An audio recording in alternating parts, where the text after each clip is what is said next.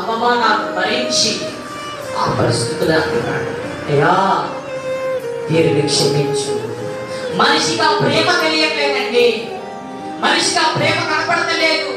దేవుడు విలువ తెలియక ఇష్టానుసారంగా బ్రతకడానికి అలవాటు పడిపోతున్నాడు. ఆ కలువరి శిలువలో వేలాడుతూ పలికిన మాట ఏంటో తెలుసా? తండ్రి వీరిని క్షమించయ్యా అంటున్నాడు. విలువ మీకుందా? దేవుడి ఆయన పడిన బాధ నీకు కనపడుతుందా? ఆయన వేలాడిన శిలువలో కనపడుతున్నాడు. ఏం కనపడుతుంది? ఏ కోసం నువ్వు దేవుడిని బాధపడుతున్నావు?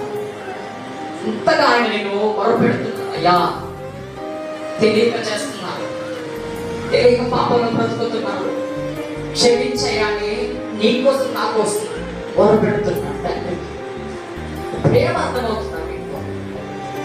యేసుక్రీస్తుని చాలా మంది గుర్తించక లోకంలో పాపం కోసం ప్రజలు చేస్తున్నారు.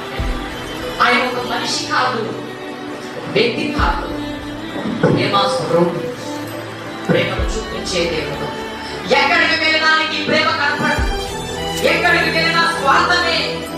నిజంగా మీరు నమ్ముకోండి, వాళ్ళ స్వార్థమైన ప్రేమలు కూడా ఉంటాయి. నా కుటుంబం అంటారు కానీ స్వార్థమైన ప్రేమలు.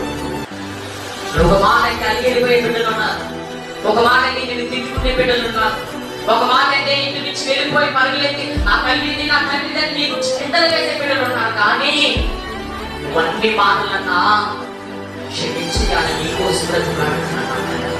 ఆ ప్రేమ గుర్తిస్తున్నాడు. ఆ యేసుక్రీస్తు ప్రేమ నీకు తెలుసా?